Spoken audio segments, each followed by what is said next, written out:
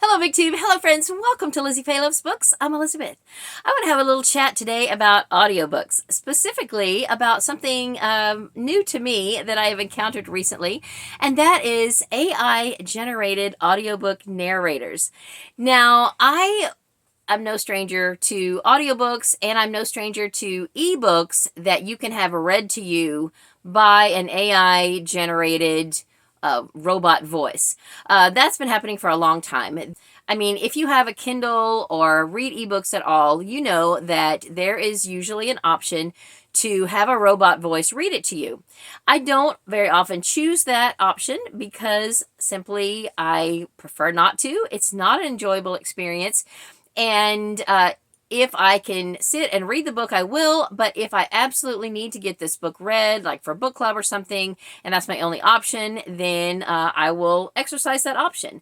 But I love a good audiobook. Audiobook narrators are voice actors. They do a fantastic job most of the time. And we all know that a narrator can make or break a book for sure. Now, I recently have been binge reading a series for March Mystery Madness.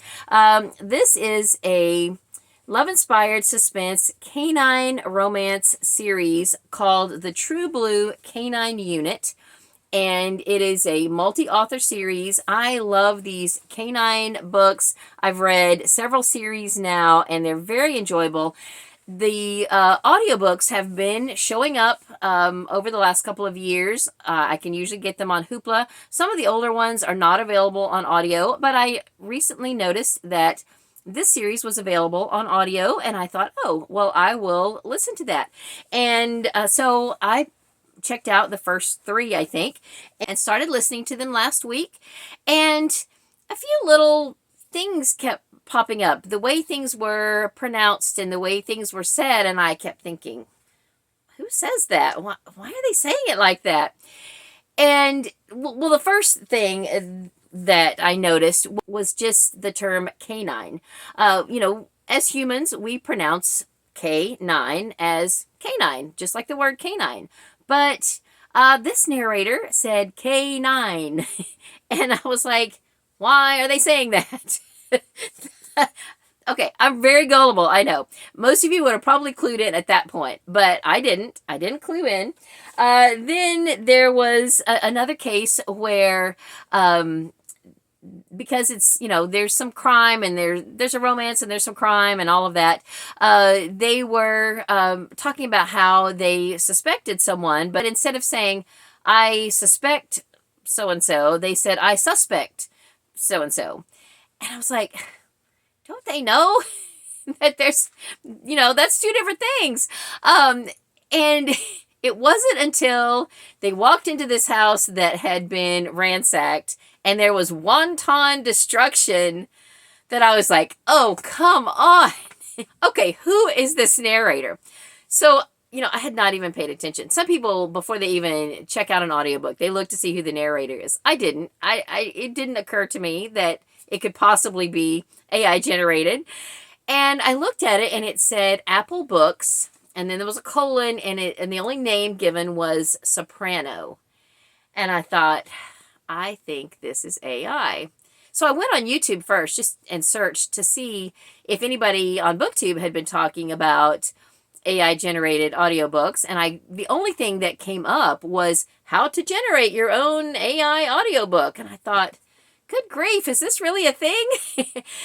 So then I Google searched and I found an article that said that Apple Books had been quietly uploading AI generated audiobooks just since January.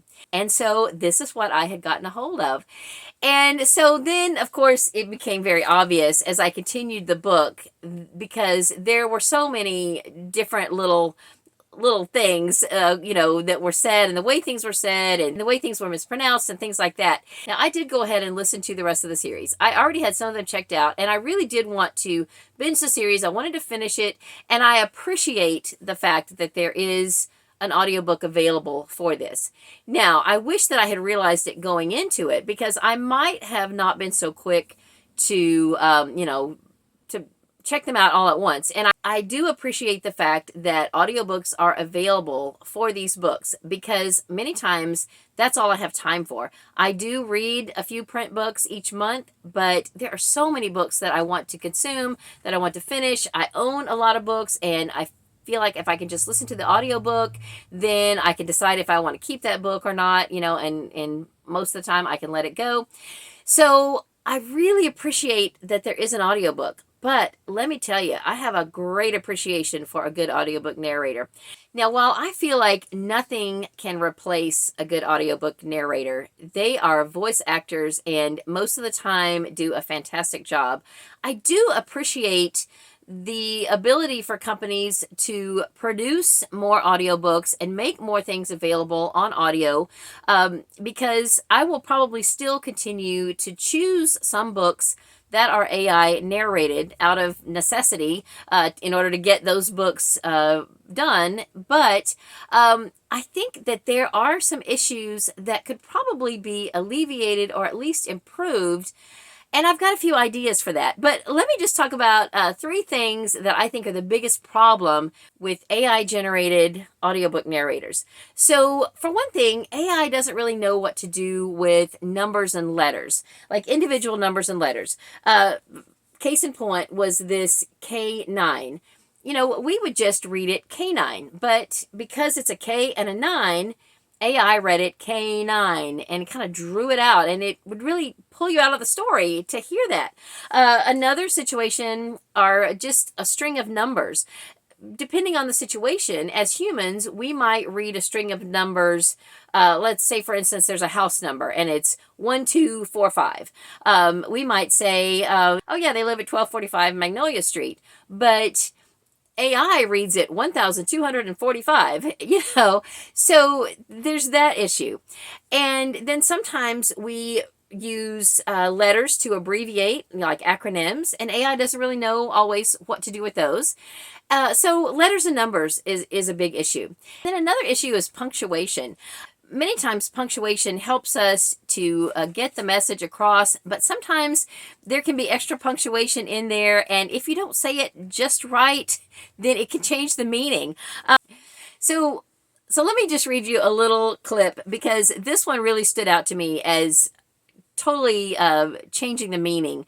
They're at a funeral, and there's a little girl there, and she's talking to the main female in the book, and they're talking about the man who died. And so I'm going to first read you this like a human would read it, and then I'll read it to you as AI read it. She says, "He's in heaven. Daddy said he's with my mom."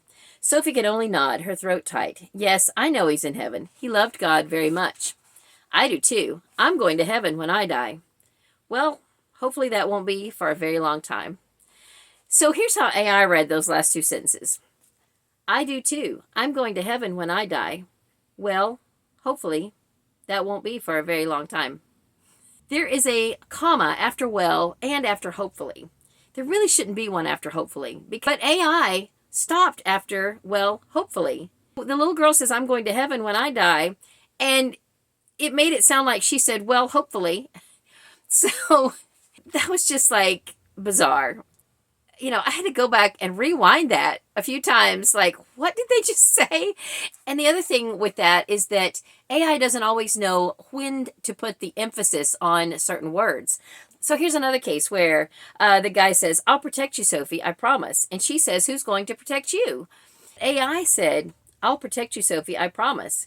Who's going to protect you? It just fell so flat. And AI doesn't know any better. AI doesn't realize that there should have been an inflection there with the word you. So situations like that probably can't be fixed, but it's definitely something noticeable. Now, the big problem that I saw with the AI generated audio narrator is homographs.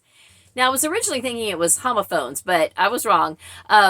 And I discovered the word homograph, and that is the type of word that I'm thinking of. And just, just so we're all on the same page, the definition of a homonym are words with the same spelling or pronunciation, but with different meanings.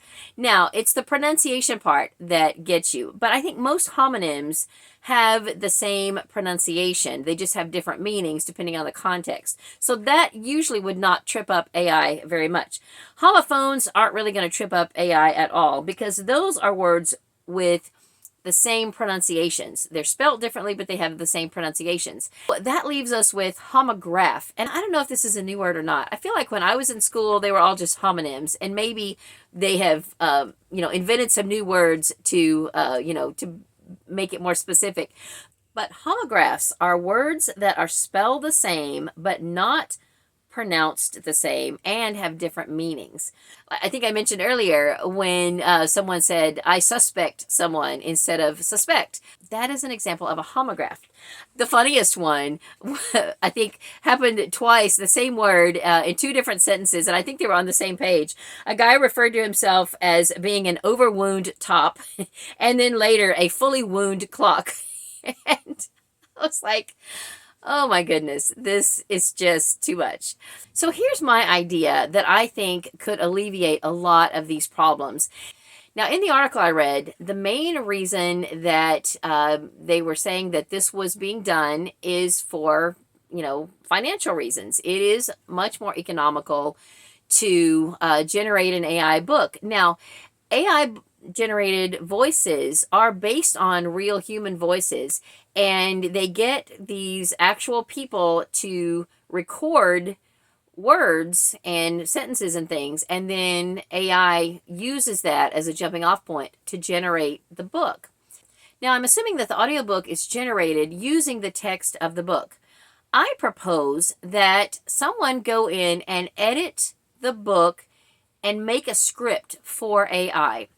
And you could alleviate, I think, at least 2/3 of the problems that I have just brought up to you. For instance, in a case where it's letters and numbers, go ahead and write it out. Like if it's a house number, 1245, and a human would likely say they live at 1245 Magnolia Street, that you write out the words 12, 40, and 5 so that AI knows to read those words. And in the case of this series, if they had just gone through the entire series and exchanged the K and 9 for the word canine, that would have solved 2/3 of the problem with this whole series, because the term canine is used multiple times because it's a canine series. That would have been huge if they would have just used the word canine. Now, you wouldn't do that in the printed version. You don't need that to read the book, but for just the sake of the AI generator, type out what you want it to say instead of just the letters and the numbers. And then there's not much you could do about punctuation except just maybe take out any unnecessary punctuation that might trip up the AI generator.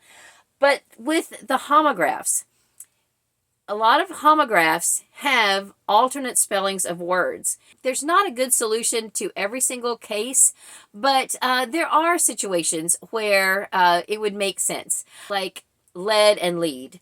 If you are talking about a lead pipe, which would be spelled L-E-A-D, just put L-E-D, and then the AI generator will read it as lead and not lead. I thought this would be the case with bass and bass. However, there was a situation in one of the books where they had caught a bass and they said bass, which makes no sense to me because the word B-A-S-S looks like it would phonetically be bass. So it must have just been programmed to read that word as bass. So in that situation, all I can think of is just to maybe write B-A-S, and that would come out hopefully as bass instead of bass. I don't know. But there are ways you can play around with the English language and use phonetic spellings and things like that just for the sake of the AI script. You would not put it in your print book, but I think if they would just take a little bit of time to do that. Now, The question is taking that amount of time going to still outweigh the cost savings of paying an audiobook narrator to actually narrate the book? I don't know. I don't know what the cost is.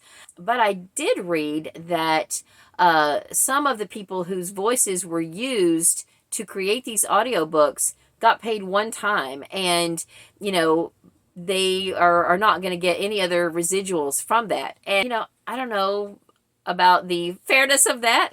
I'm sure it's legal. I'm sure they signed something. I was reading that the person who originated the voice for Siri, just got paid one time, and her voice is now, worldwide. So it's kind of sad. I don't know what the answer is. I don't have any answers. I just kind of wanted to come on here and chat about it. How do you feel about AI generated audiobooks? Do you think as readers and listeners we should support it? Do you support it, or do you think we should steer clear of them? What do you think? Let me know. As I said, I definitely think there are some pros and cons. I appreciate the fact that there are more audiobooks available, but I don't think that AI is ever going to replace a human audiobook narrator. I would definitely choose a human narrator over an AI generated narrator if given the choice. So let me know in the comments what you think. Have you encountered any of these human sounding AI generated audiobook narrators yet? If you have, let me know what you thought. If you haven't, are you willing to try one? Let me know. So I need to get back to my audiobook that I'm listening to right now, which is, I will note, narrated by a human being, and I appreciate that. But let me know your thoughts on the matter. Let's chat in the comments. That's all I have for this video. Thank you so much for watching. I hope you're having a great day. Read a good book, and God bless you.